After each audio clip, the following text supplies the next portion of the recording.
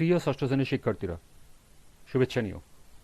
আজকে আমি তোমাদের বাংলাদেশ ও বিশ্ব পরিচয় বিষয়ের নতুন বই থেকে প্রথম অধ্যায় সমাজ বিবর্তনের ইতিহাস, এই অধ্যায় থেকে গুরুত্বপূর্ণ কিছু সংক্ষিপ্ত প্রশ্ন এবং এর সমাধান নিয়ে আলোচনা করব।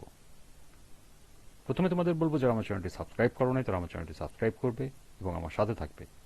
তাহলে চলো আমরা ক্লাস শুরু করি। প্রথম অধ্যায় সমাজ বিবর্তনের ইতিহাস এর গুরুত্বপূর্ণ কিছু সংক্ষিপ্ত প্রশ্ন উত্তর। ১. সমাজ কাকে বলে? সংক্ষেপে বলা যায়, মিলেমিশে থাকা একতাবদ্ধ মানবগোষ্ঠীকে বলা হয় সমাজ। ব্যাপক অর্থে সমাজ এমন একটি সংগঠিত গোষ্ঠী যেখানে এক বা একাধিক মানুষের মধ্যে সম্পর্ক থাকে এবং তারা একসঙ্গে বসবাস করে, কাজ করে, এমনকি পরস্পরের সাথে একটি সুন্দর যোগাযোগ স্থাপনা করে থাকে। সমাজের মধ্যে শৃঙ্খলা ধরে রাখার স্বার্থে বেশিরভাগ ক্ষেত্রেই অলিখিতভাবে তৈরি হয় কিছু নিয়মকানুন। সুন্দর এবং সুষ্ঠু সমাজ ব্যবস্থার জন্য সৌহার্দ্য, সহযোগিতা ও ঐক্যবদ্ধতা একান্ত দরকার। দ্বিতীয় প্রশ্ন, পরিবার কাকে বলে? সাধারণভাবে পরিবার বলতে বোঝায় কতিপয় ব্যক্তির সমষ্টিকে যারা একত্রে বসবাস করে এবং যাদের প্রত্যক্ষ ও আন্তরিক সম্পর্ক বিরাজ করে। সামাজিকভাবে স্বীকৃত কোনো দম্পতি যখন একবার একাধিক সন্তান নিয়ে বসবাস করে তখন তাকে পরিবার বলে। মা বাবা তাদের এক বা একাধিক সন্তান নিয়ে একসাথে বসবাস করে, যা এক রকমের পরিবার। কোনো কোনো পরিবারে মা বাবা ও তাদের সন্তান ছাড়াও তাদের ভাই বোন অথবা মা বাবা, ভাই বোন, চাচা চাচি, দাদা দাদি সহ অন্যান্য ব্যক্তিবর্গের বন্ধন ও কার্যকলাপের সমন্বয়ে পরিবার গড়ে ওঠে। তৃতীয় প্রশ্ন, সাধারণভাবে সমাজের কয়েকটি বৈশিষ্ট্য রয়েছে এবং কি কি? সমাজ বলতে আমরা মানুষের পারস্পরিক সম্পর্ককে বুঝি, যার ভিত্তিতে মানুষ বিশেষ উদ্দেশ্য ও প্রয়োজনীয় সমবেতভাবে বাস করে। সাধারণভাবে সমাজের দুটি বৈশিষ্ট্য বিদ্যমান, যথা ক. বহু লোকের সংঘবদ্ধ বসবাস করা এবং খ. সংঘবদ্ধতার পিছনে কোনো উদ্দেশ্য থাকা। ৪ নম্বর প্রশ্ন, কেন নদী মানুষের জীবনযাত্রাকে সহজ করে দেয়? নদী মানুষের জীবনযাত্রাকে সহজ করে দেয় কারণ পৃথিবীর প্রধান সভ্যতাগুলো ছিল নদীভিত্তিক, যেমন সিন্ধু নদীর তীরে সিন্ধু সভ্যতা, নীল নদীর তীরে মিশরীয় সভ্যতা, টাইগ্রিস ও ইউফ্রেটিস নদীর তীরে মেসোপটেমীয় সভ্যতা গড়ে উঠেছে। বাংলাদেশের প্রাচীন সভ্যতা গঙ্গা অববাহিকায় বিকাশ লাভ করেছে। ৫ নম্বর প্রশ্ন, কুটিরশিল্প বিকাশে কিসের প্রভাব রয়েছে? কুটিরশিল্প বিকাশে ভৌগোলিক পরিবেশের প্রভাব রয়েছে, যেমন নদীবহুল এবং অনুকূল আবহাওয়ার কারণে ঢাকার ডেমরা তাঁতিরা বাস করে। রাজশাহীতে রেশমি শাড়ি তৈরির জন্য বস্ত্রকল গড়ে উঠেছে। এ কারণে এই অঞ্চলে তুঁত গাছ জন্মে এবং তুঁত গাছে রেশম কীট বাসা বাঁধে।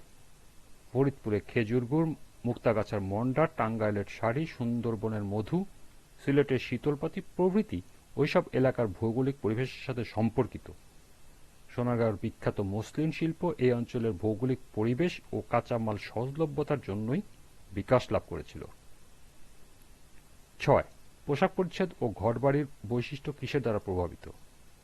পোশাক পরিচ্ছদ ও ঘরবাড়ির বৈশিষ্ট্য ভৌগোলিক পরিবেশ দ্বারা প্রভাবিত, যেমন শীতপ্রধান অঞ্চলের মানুষ গরম পশমি কাপড় পরে আর গ্রীষ্মপ্রধান এলাকার মানুষ পরে হালকা সুতি কাপড়। যেসব অঞ্চলে ঘন ঘন ভূমিকম্প হয় সেখানকার মানুষ ঘরবাড়ি তৈরি করতে কাঠ বেশি ব্যবহার করে। ৭. সমাজ পরিবর্তনকে কয় ভাগে ভাগ করা যায় ও কি কি? কালের সুদীর্ঘ যাত্রাপথে সমাজ পরিবর্তনকে ৬ ভাগে ভাগ করা যায়। এগুলো হচ্ছে: ক. শিকার ও সংগ্রহভিত্তিক সমাজ, খ. উদ্যান কৃষিভিত্তিক সমাজ, গ. পশুপালন সমাজ, ঘ.